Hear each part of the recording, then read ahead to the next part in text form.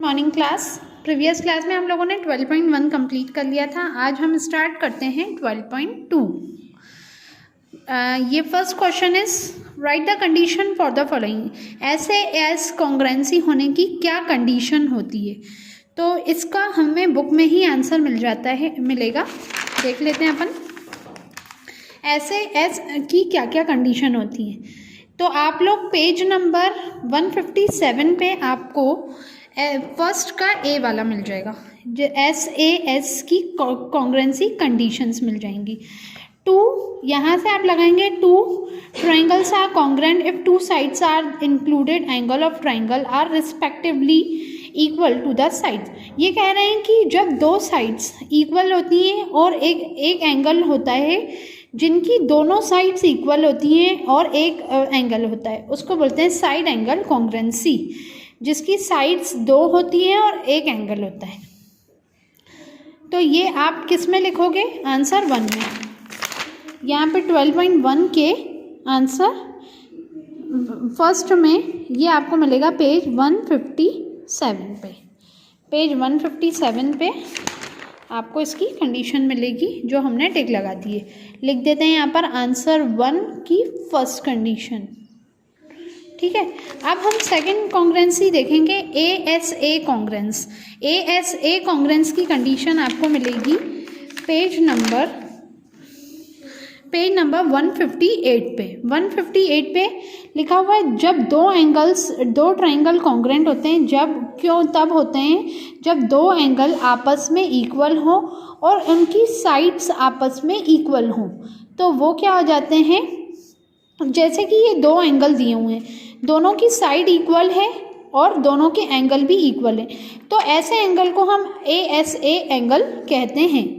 तो आप लोग आंसर कहाँ से लगाओगे? टू ट्राइंगल से लेकर यहाँ अदर ट्राइंगल तक, है ना। ये आपका हो जाएगा आंसर फर्स्ट का ही सेकंड पार्ट। ये मिलेगा आपको पेज नंबर 158 पे। यहाँ पे मैं लिख देती हूँ पेज नंबर 158। ओके, अब नेक्स्ट है ट्रू फॉल्स। टू फिगर, ये बोल रहे हैं कि दो फिगर कॉन्ग्रेंट होते हैं तब, अगर if and only if they have the same shape. जब वो कॉन्ग्रेंट तभी होते हैं जब वो सेम शेप के बने हों। जरूरी नहीं है कि सारे शेप सेम होंगे तो वो कॉन्ग्रेंट होंगे, जब उनकी साइड और एंगल सेम होंगे तब वो कॉन्ग्रेंट कहलाएंगे। तो जरूरी नहीं है, शेप से हमें कोई मतलब नहीं है। तो ये क्या बोल रहे हैं? गलत। तो यहाँ लिख देंगे हम फॉल्स। अब टू ट्राइंगल्स आर कॉन्ग्रेंट, ये बोल रहे हैं दो ट्राइंगल कॉन्ग्रेंट होते हैं जब दोनों की साइड्स इक्वल होती है, एक ट्राइंगल की साइड दूसरे ट्राइंगल से इक्वल होती है, उसका एंगल आपस में दोनों इक्वल होते हैं, तो वो कॉन्ग्रेंट कहलाते हैं। तो ये सही बोल रहे हैं, तो इधर हम क्या लिख देंगे? ट्रू। अब ये क्या है नेक्स्ट? दो ट्राइंगल तभी कॉमन होंगे जिनकी three sides of one triangle are respectively equal to the other three. मतलब एक ट्राइंगल की तीनों साइड इक्वल है दूसरे ट्राइंगल की तीनों साइड से, तब वो कॉन्ग्रेंट बनेंगे। तो ये सही बोल रहे हैं, तो इसलिए यहाँ पर भी क्या आएगा? ट्रू। अब फोर्थ है two triangles are congruent if the two sides and any angle of one are equal to the sides of an. मतलब वो बोल रहे हैं कि दोनों एंगल इक्वल, एक भी साइड अगर मैच हो जाएगी तो दोनों कॉन्ग्रेंट कहलाएंगे। एक भी साइड अगर मैच हो जाती है तो ऐसा नहीं है, उसकी सारी, एक ट्राइंगल की सारी साइड दूसरे ट्राइंगल से मैच होती हैं तभी वो कॉन्ग्रेंट कहलाता है। ठीक है, तो ये गलत कह रहे हैं, तो इसलिए यहाँ पे क्या आ जाएगा? फॉल्स। हमने क्या करा? अभी क्वेश्चन नंबर 1 करा, जिसका एस कॉन्ग्रेंसी की कंडीशन आपको पेज 157 पे मिलेगी और एस की कॉन्ग्रेंसी की कंडीशन आपको पेज नंबर 158 पे मिलेगी। फिर हमने ट्रू फॉल्स समझे और अब हम क्वेश्चन नंबर 3 पे आते हैं। अब देखिए इसमें क्या बोल रहे हैं कि फॉलोइंग फिगर्स को देखिए, इन दोनों फिगर्स को देखिए और बताइए कि इनमें से कौन सी साइड एंगल साइड कॉन्ग्रेंसी की कंडीशन को फुलफिल कर रहा है, साइड एंगल साइड की कंडीशन को। तो और है ना, इनमें से कौन सा ऐसा एंगल है जो साइड एंगल साइड कॉन्ग्रेंसी बना रहा है। तो अब हम इसको डिटेल वाइज देखते हैं, है ना। इस देखिए यहाँ पर ये भी 4 सेंटीमीटर की लाइन है और इसकी जो बड़ी लाइन है वो 5 सेंटीमीटर की है। तो क्या ये मैच हो रही हैं दोनों लाइंस? ये दोनों लाइंस मैच हो रही है? नहीं हो रही हैं, है ना। फिर आगे एंगल देख लेते हैं। ये 40 डिग्री का एंगल है और ये 45 डिग्री का एंगल है। क्या ये दोनों में आपस में सेम है? नहीं है, ये भी प्रूफ नहीं हुआ। उसके बाद हम ये देखते हैं, ये 6 सेंटीमीटर का है और ये 7 सेंटीमीटर का। ये भी मैच नहीं हो रहा, ये भी मैच नहीं हो रहा और एंगल भी मैच नहीं हो रहा। इट मीन्स दोनों साइड भी मैच नहीं हो रही और एंगल भी मैच नहीं हो रहा। तो हम इसके आगे लिख देंगे इट इज़ नॉट कॉन्ग्रेंट, है ना। तो आपको अब कॉपी में कैसे लिखना है, मैंने कॉपी में नोट कर लिया है। अब मैं लिखूंगी कि AC जो है, AC किसके इक्वल नहीं है? FD के इक्वल नहीं है ना। AC FD के इक्वल नहीं है। उसके बाद BC किसके बराबर नहीं है? EF के बराबर नहीं है ना। तो हम लिख देंगे BC EF के बराबर नहीं है। और एंगल जो B है 40 डिग्री का है और एंगल E जो है वो 45 का है। तो ये भी आपस में इक्वल नहीं है। तो AC FD के बराबर नहीं है, BC EF के बराबर नहीं है और एंगल BE के बराबर नहीं है।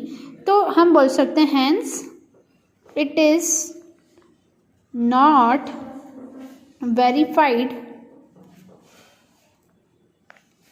and by SAS congruency, so it is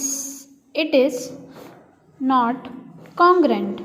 हम ऐसा कह सकते हैं कि ये वेरीफाई नहीं हो रहा है साइड एंगल साइड कॉन्ग्रेंसी से, तो ये कॉन्ग्रेंट एंगल नहीं है। अब आप देखो सेकंड क्वेश्चन में क्या बोल रहे हैं, इसमें हमें प्रूव करना है कि ये साइड एंगल साइड कॉन्ग्रेंसी से है कि नहीं।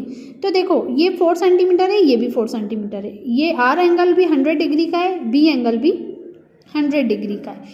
अब क्या है कि ये वाली साइड भी इक्वल है और ये वाला लाइन भी इस लाइन के बराबर है, PQ लाइन भी AC के लाइन के बराबर है। तो हम बोल सकते हैं कि ये कॉन्ग्रेंसी साइड एंगल साइड कॉन्ग्रेंसी है। तो मैं जब सॉल्व करूँगी तो मैं क्या लिखूँगी, सबसे पहले कि एंगल ये जो साइड PR है वो AC के बराबर है ना। और साइड QR BC के बराबर है, QR BC के बराबर है, दोनों 4.5 सेंटीमीटर के है ना। और एंगल PR और QR दोनों सही है।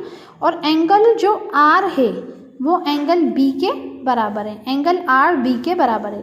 तो ये साइड है, ये साइड है और ये एंगल है। तो ये क्या हो रहा है, प्रूव्ड लिख दूँ मैं, hence proved by side angle side congruency, so it is congruent. और क्या लिख सकती हूँ, PRQ congruent ABC।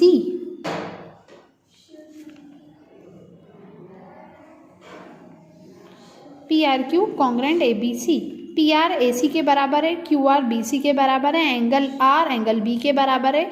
Hence prove by side angle side congruency, so it is congruent angle PRQ congruent angle ABC। तो ये था हमारा क्वेश्चन नंबर 3 जिसको हमने कंप्लीट कर लिया है, page number 161, class 7th। Okay.